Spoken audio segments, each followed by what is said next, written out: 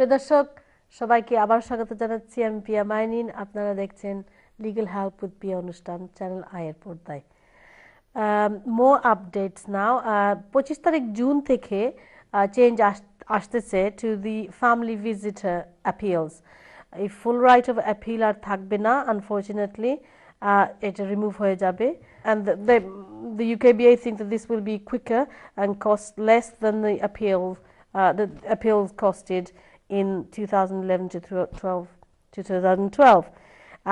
And they're saying that 95 of the application, 95% were decided within 15 days in 2012, and whereas the appeal system can take 8 months.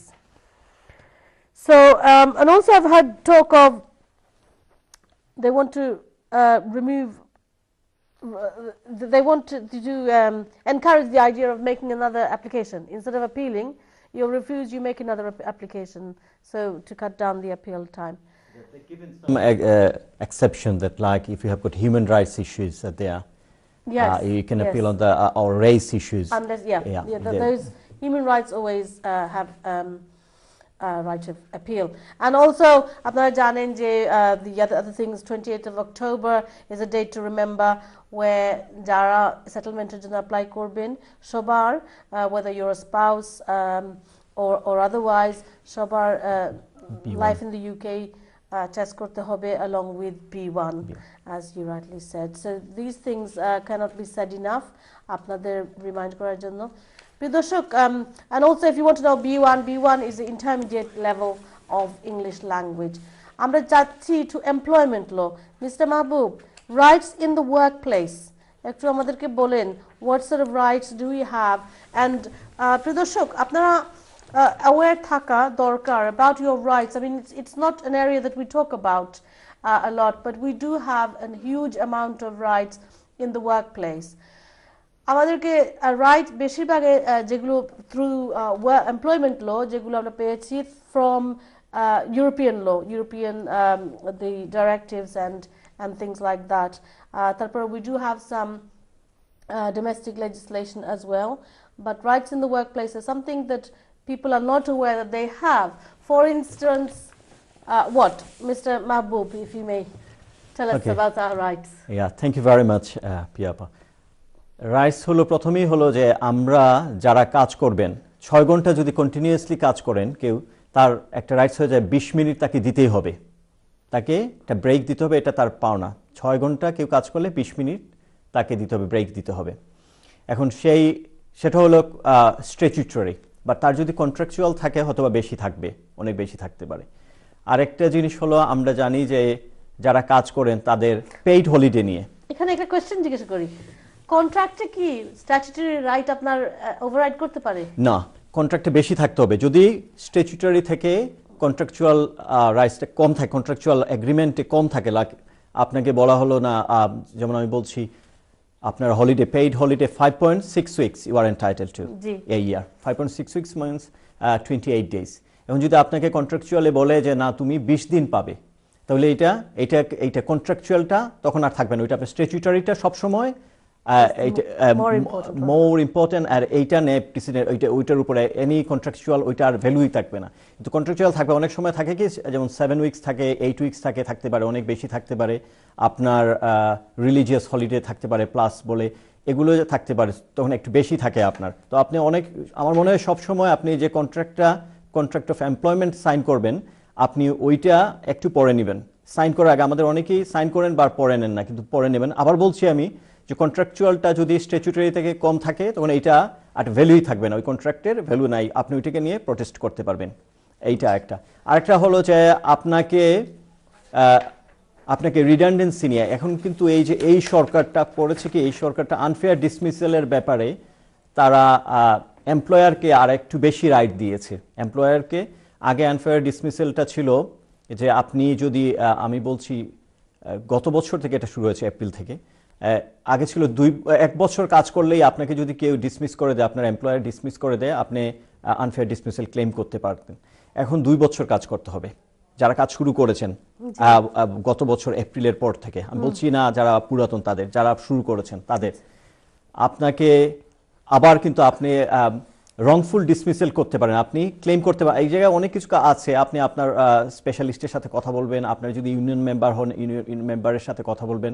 আপনাকে কোনো সময় যেমন আরেকটা আছে রিডান্ডেন্সিতে আপনি ধরেন আপনি আছেন, আপনার বাচ্চা হয়েছে, বাচ্চা হবে, ওই আপনি আপনি লিভে আছেন, তখন আপনাকে কিন্তু আপনাকে রিডান্ডেন্ট করতেই পারবে না আপনাকে। ঠিক আছে, can I just say that constructive dismissal আপনি যদি very briefly একটা constructive কিভাবে হয় এবং unfair dismissal কিভাবে আপনি differentiate করবেন? আচ্ছা, কনস্ট্রাকটিভ ডিসমিসেলটা হলো যেমন আপনি কাজ করছেন, আপনাকে তারা ডিসমিস করে নাই, কিন্তু আপনাকে এত প্রেসার ক্রিয়েট করছে, আপনাকে নানানভাবে আপনাকে হ্যারাসমেন্ট করা হচ্ছে, আপনাকে বুলিং করা হচ্ছে। কিন্তু আমার কথা হলো, আমরা কনস্ট্রাকটিভ ডিসমিসেল নিয়ে আমরা এমপ্লয়মেন্ট ট্রাইব্যুনালে গিয়েছি। ওটা হতে হবে আপনাকে যখন আপনি কাজ ছেড়ে দেবেন। কনস্ট্রাকটিভ ডিসমিসেল মানে যে আপনি এত বেশি প্রেশারাইজ হচ্ছেন, এত বেশি আপনাকে অত্যাচার করা হচ্ছে, আপনি কাজ করতে পারছেন না, আপনি you have left your job. পরে আপনি বললেন যে আমি কনস্ট্রাকটিভ ডিসমিসেল, যদিও আপনার এমপ্লয়ার আপনাকে ডিসমিস করে নাই, কিন্তু আপনি বললেন যে না, আমাকে বাধ্য করা হয়েছে। সেই বাধ্যটা আপনি কিভাবে প্রুভ করবেন? আপনাকে কিন্তু continuously you have to maintain your diary. You have to have the proof that you send the letters to your employer that your grievance. Continue করব, it is such an interesting area, especially যে the difference between unfair and constructive. আবার আসবো, অনেক জন কলার অনেক কোণ থেকে আছেন লাইনে, তো যাচ্ছি আমরা টেলিফোন লাইনে। হ্যালো কলার। হ্যালো আসসালামু জি, ওয়ালাইকুম আসসালাম। জি, আমার একটা প্রশ্ন আছে। আমি হাজবেন্ড আনতাম দেশ থেকে, 18,600 বেতন দেখানি লাগে নানি। যখন আমি শুনছি কি 18,600 পান, কি তারা এটা চেঞ্জ করছে নিল? জি না, চেঞ্জ করছে না, 18,600 দেখানি লাগে।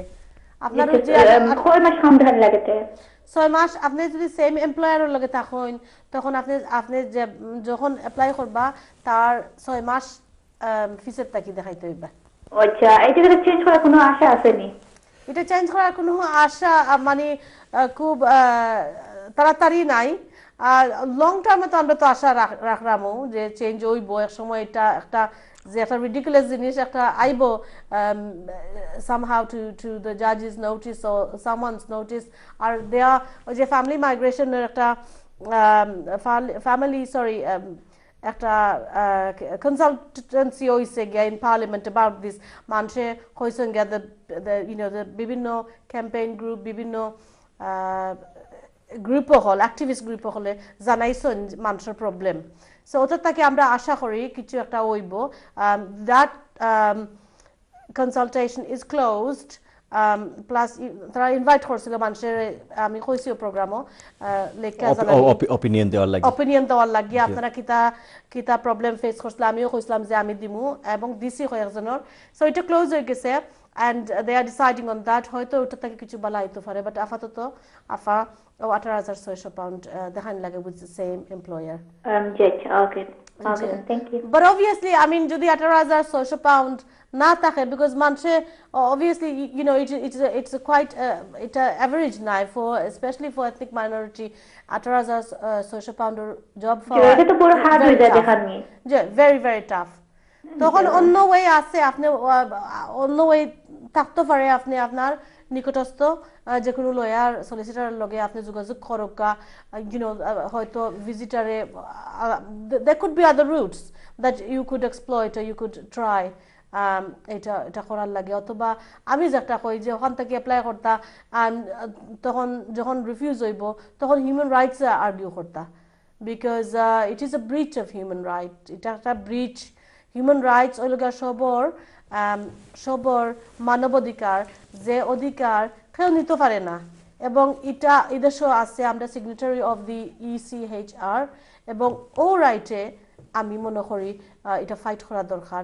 আশা করি বোন আপনি একটা আনসার পাইছেন। যাচ্ছি আমরা পরবর্তী কলার কাছে। হ্যালো কলার। আসসালামু আলাইকুম। হ্যালো, আসসালামু আলাইকুম। ওয়ালাইকুম আসসালাম। হ্যালো, জি ওয়ালাইকুম আসসালাম। ভালো আছেন আপু, শুনতে পাচ্ছেন? জি শুনতে পাচ্ছি, বলুন। আচ্ছা, আমার একটা কোশ্চেন ছিল। আমি আসলে এই যে সিচুয়েশন ছিলাম আপনার 10 বছর। জি। তো আমি রিসেন্টলি 2 মাস আগে অ্যাপ্লাই করছি ইনডেফিনিটের জন্য আর কি, লং রেসিডেন্সি। আচ্ছা। তো আমার বায়োমেট্রিক আসছে 4 উইকস পরেই। তো আমি ওটা দিয়ে দিচ্ছি। তো ওইটা মানে কতদিন রাফলি লাগতে পারে?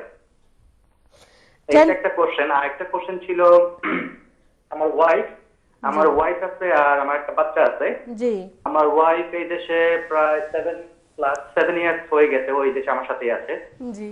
আর আমার বাচ্চার বয়স হচ্ছে আপনার 14 মান্থ। ওকে, আপনি এখন মানে মানে আমারটা চলে আসলে তারপরে ওর মানে আমার ওয়াইফের জন্য যখন অ্যাপ্লাই করব, তো তখন ওই হিসাবে মানে মানে কত টাকা মানে আমি কি মানে আমাকে টাকা দেখানো লাগবে যে 18,400 না 600 টাকা যে ব্যাপারটা, তো ওইটা কি আমার দেখানো লাগবে না কোনো এক্সাম আছে সেই ক্ষেত্রে? আচ্ছা ভাইয়া, সেটা বুঝেছি আমি। আপনি ওই যে 10 বছর কোন ভিসাতে ছিলেন? আমি স্টুডেন্ট হিসেবে ছিলাম, এই দেশে স্টুডেন্ট হিসেবে ছিলাম 2 বছর। আপনার আমি ওই শব্দটা বুঝতে পারিনি। তারপর মানে সবকিছু মিলিয়ে আমার 10 ইয়ার্স হয়ে গেছে। আচ্ছা, যাই হোক, আপনার ওয়াইফ তো আপনার ডিপেন্ডেন্ট, তাই না? জি জি জি। ডিপেন্ডেন্ট হিসেবে আসছেন। আমার মনে হয় আপনি স্টুডেন্ট বলেছেন। স্টুডেন্ট, আপনি স্টুডেন্ট ভিসায় ছিলেন। শব্দটা শুনতে একটুখানি আমার অসুবিধা হয়েছে, আমি বুঝিনি যে কোন ভিসায় ছিলেন। তো আপনার ওয়াইফ। আচ্ছা না মানে আমি এখানে মানে মানে এই দেশে প্রথম থেকে মানে আমি স্টুডেন্ট হিসেবে ছিলাম। তো আমার 10 বছর মানে লং রেসিডেন্সির যে ব্যাপারটা, তো ওইটাতে আমি অ্যাপ্লাই করছি আর কি। সেটা বুঝতে পেরেছি আমি। ঠিক আছে, আপনার ওয়াইফ যেহেতু সবাই ইন্ডিভিজুয়ালি 10 বছর মিট করতে হবে। তারপরে আপনার তো ইনডেফিনিট, আপনার বাচ্চাটা আমি অলরেডি বলে দিতে পারবো, যখন আপনি ইনডেফিনিট পেয়ে যাবেন ইনশাল্লাহ সেটা দেরি হবে না, মেবি 6 উইকস or সামথিং, দেরি হবে না, সেটা পেয়ে যাবেন। সেটা পাওয়ার পরে আপনি কি করতে পারেন, আপনার বাচ্চাকে আপনি রেজিস্টার করতে পারেন অ্যাজ এ ব্রিটিশ সিটিজেন, কারণ you will have indefinite leave and because he was born, বাচ্চাটা বোর্ন ছিল আপনার ইনডেফিনিটলি পাওয়ার আগে, আপনি পেয়ে গেলে তখন বাচ্চা রেজিস্টার হতে পারবে। এখন আপনার ওয়াইফের ক্ষেত্রে যেটা, আপনার ওয়াইফ উনি নিজের রাইটে 10 বছর এখানে কাটাতে হবে before she can apply. So হয়তো ওই 10 বছর ওয়েট করবেন, আর নাইলে উনি কি করতে পারেন, আপনি পাওয়ার পরে উনি স্পাউস ভিসায় চলে যেতেন আন্ডার অ্যাপেন্ডিক্স FM। তো অ্যাপেন্ডিক্স FM এ যদি করেন তখন অবশ্যই আছে দ্য রুলস 18,600 পাউন্ড আপনার রুজি দেখাতে হবে বছরে। হ্যাঁ, আর ওই যে দি আদার ক্রাইটেরিয়া অবভিয়াসলি সাবসিস্টিং ম্যারেজ, আপনারা তো ম্যারিড আছেন, সেগুলি আর কি। আর ল্যাঙ্গুয়েজ লাগবে 28 তারিখ অক্টোবর পর থেকে উনি B1 করতে হবে। জি জি জি। আচ্ছা, এখন সেই ক্ষেত্রে যে মানে ওই মানে 18,000 টাকা যে কথাটা মানে ফান্ডের যে ব্যাপারটা, যেহেতু আমি স্টুডেন্ট, যেহেতু আমি এখনো পাইনি, তো আমি এখন তো ফুল টাইম কাজ করতে পারি না, ঠিক না? তো আমি পাওয়ার পরে তো হব মানে কাজ করা এলিজিবল। তো এখন যেটা, এখন কি দুইজনে ইনকাম মিলেও কি এটা কি হবে? এখন আমার ওয়াইফ ফুল টাইম কাজ করেন আর আমি পার্ট টাইম কাজ করি, তো দুইজনে মিলে যদি 18,000 হয় তাহলে কি এটা হবে না? জি, দুজনের মিলিয়ে হবে, কারণ দুজনই এদেশে আছেন। সো ইন কান্ট্রি অ্যাপ্লিকেশন দুজনের দেখাতে পারবেন। আর আপনার ইনডিফিনিট যে আমি যে অ্যাপ্লিকেশন করছি মানে মনে করেন 2 মাস হয়ে গেছে, তো এটা আপনার মানে রাফলি কতদিন লাগে আর কি মনে করেন এভারেজ?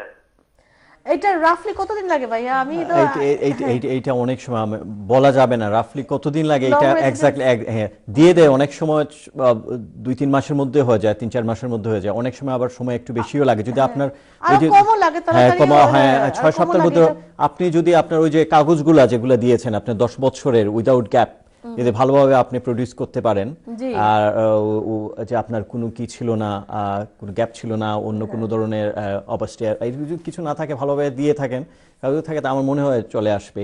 তো এইটা কোনো টাইম লিমিট বলা যাবে না একেবারে। আচ্ছা আচ্ছা আচ্ছা, ঠিক আছে, থ্যাংক ইউ ভাইয়া। আরেকটা কথা ছিল যে আপনি যে বললেন যে মানে কাগজপত্রগুলো ভালো হবে, মানে মানে কি ধরনের কাগজপত্র? এটা তো শুধু আমার পাসপোর্ট যাবে আর আপনি যে না আপনি যে 10 বছর ছিলেন, 10 বছরের প্রুফটা, 10 বছর কন্টিনিউয়াস লিভ যে আপনার আছে, কোনো ব্রেক নাই, গ্যাপ নাই, লিগ্যালি এখানে ছিলেন, সেগুলি আপনাকে দিতে হবে। আচ্ছা আচ্ছা, মাঝখানে আমার একটা হয়েছিল, আমি যখন আপনার আইজিএতে ওই পোস্ট স্টাডি ওয়ার্ক অ্যাপ্লাই করছিলাম, তো এক্সটেনশনের সময় আপনার আমি ব্যাংক স্টেটমেন্টটা মানে মানে রং ব্যাংক স্টেটমেন্ট দিয়ে ফেলছিলাম, তো ওই কারণে তারা আমার রিফিউজ করছিল, কিন্তু আমি আবার কেসটা মানে আমি উইন করছি, তো এটা আপনার গ্যাপ হিসাবে কাউন্ট হবে না। আপনি কি একটা ওই যে আপনি কভারিং লেটার যেটা দিয়েছিলেন আপনি কি নিজেই করেছিলেন? না না, আমি একজন সলিসিটরের মাধ্যমে। ও আচ্ছা, আমার মনে হয় সলিসিটর সাহেব যদি করে থাকে নিশ্চয়ই উনি ভালোভাবেই করেছেন, দেখেছেন ওইটা কভারিং লেটার দিয়ে ওগুলো এক্সপ্লেইন করে কখন কি হয়েছে, যদি গ্যাপ থেকে থাকে, যে আপা বললেন ব্রেক থাকলে ব্রেক কেন হয়েছে, কোনো গুড রিজন আছে কিনা, তারপরে নিশ্চয়ই ভালোভাবেই দিয়েছেন। জি ওকে, গ্যাপের ক্ষেত্রে যে ইউকেবি এর মানে আমি ওইটা জিজ্ঞেস করতে চাপো, মানে এটা কি আপনার মানে গ্যাপের আন্ডারে পড়ে, যে আমার যে মনে করেন 6 মাসের মতো আপনারা রিফিউজ করছিল, পরে আমি আবার সেটা আপিল করছি, আপিল করে আমি কোর্ট কেসি, পরে আমি উইন করছি কেস, তো এটা তো আর গ্যাপের আন্ডারে কি পড়ে?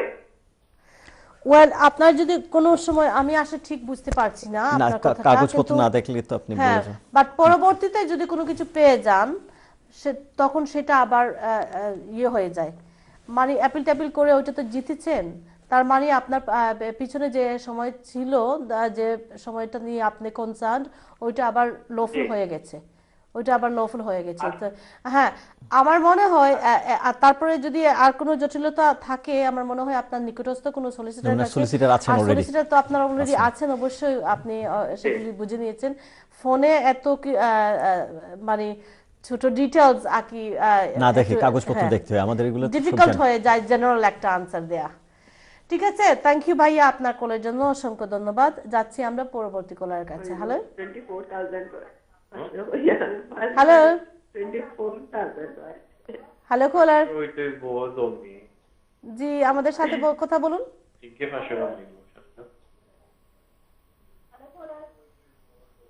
Hello collar,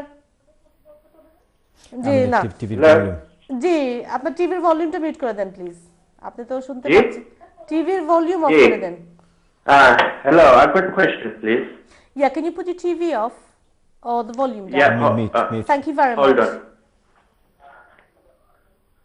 Yeah. Thank you. Please ask your question.